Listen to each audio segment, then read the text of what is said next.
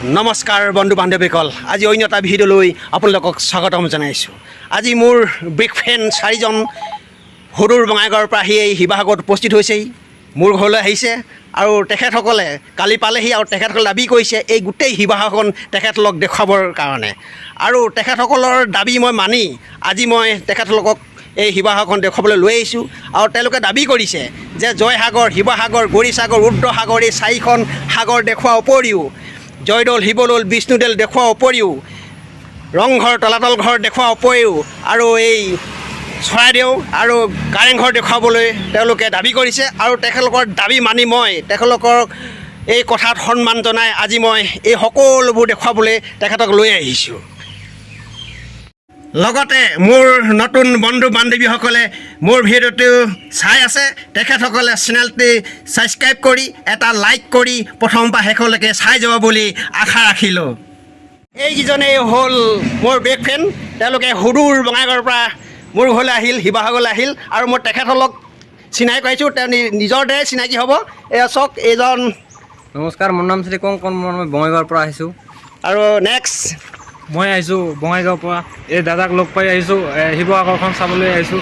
দাদাৰ ভিডিঅ' চাই বহুত ভাল লাগিছে আৰু আজি ফাইনেলি লগ পালোঁ আমাৰ দাদাক। এতিয়া ঘূৰিব যাম আমি।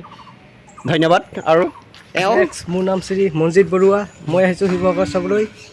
আমাৰ দাদাক লগ পাই ভাল লাগিল, এতিয়া আমি শিৱসাগৰখন ঘূৰিম। নমস্কাৰ, মোৰ নাম শ্ৰী মৃণাল কুমাৰ বৰ্মন, মই বঙাইগাঁৱৰ পৰা আহিছোঁ শিৱসাগৰলৈ। আমাৰ ককাইদেউক লগ কৰি খুবেই ভাল লাগিছে। এতিয়া আমি শিৱসাগৰখন ভালদৰে উপস্থাপন কৰিম। বলক তেতিয়াহ'লে আমি সকলো একেলগে আমাৰ বসন্তীত বহি ৰাওনা হওঁ। বলক উঠক। পোনপ্ৰথমে আমি ডিচাইড কৰিলোঁ পোনপ্ৰথমে আমি কাৰেংঘৰটো চাম। এই গড়গাঁও কাৰেংঘৰ, আহোম ৰজাৰ ৰাজমহল কাৰেংঘৰ চাম। এইখনেই মেইন গেট হ'ল, গড়গাঁও কাৰেংঘৰলৈ সোমাই যায় এইখনেই মেইন গেট। বৰদোৱা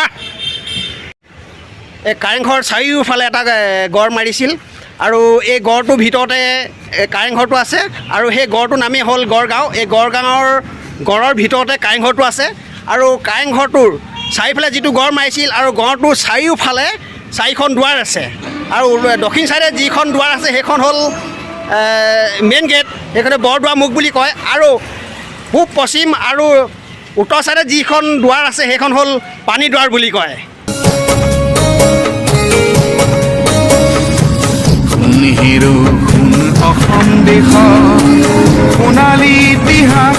এতিয়া আমি ৰজাৰ ৰাজমহল কাৰেংঘৰলৈ সোমাই আহিছোঁ।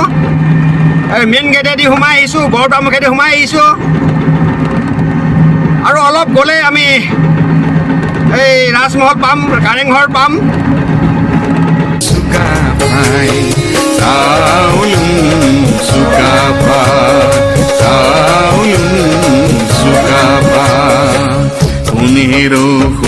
অসম দেশৰ সোণালী ইতিহাস তাহানি দিনৰ 600 বছৰীয়া আহোম ৰাজত্বৰ পাতনি মেলিছিল চুকাফাই।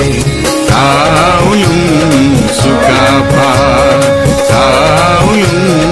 চুকাফা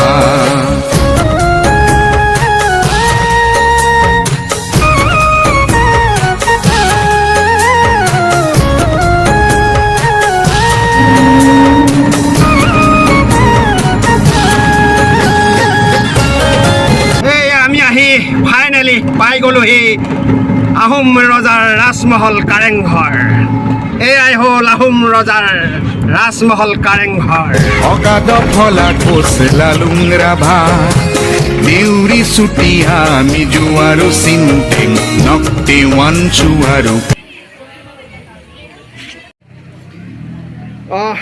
আমি এই বন্ধুসকলে টিকেট কাউণ্টাৰত টিকেট ল'বলৈ সাজু হৈছে। চাওক,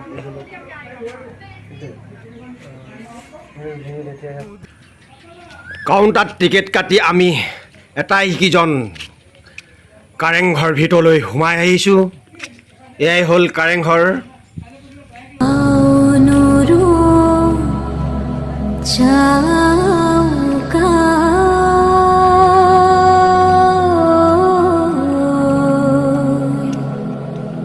Ciao,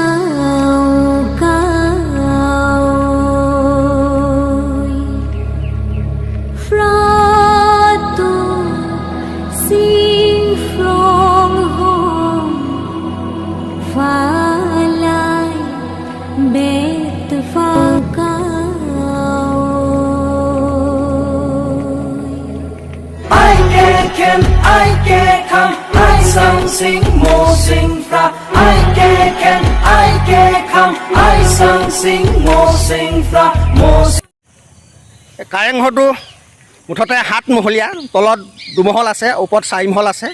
আৰু এই কাৰেংঘৰটোৰ 3জন ৰজাৰ অৱদান আছে। প্ৰথমজন ৰজা চুহুংমুঙে বনাইছিল, তাৰপিছত প্ৰমত্ত সিংহ বনাইছিল, আৰু শেষত একদম ফিনিচিং কৰিছিল ৰাজস্ব সিংহই।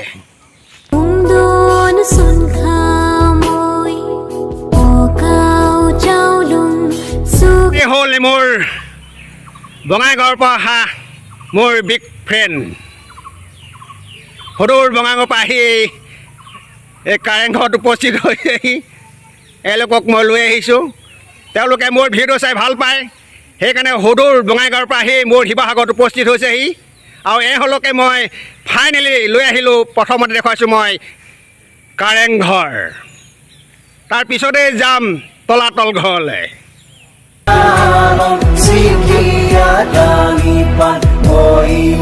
Chauka oi chauka oi chauka oi chauka oi chauka oi chauka oi chauka oi chauka oi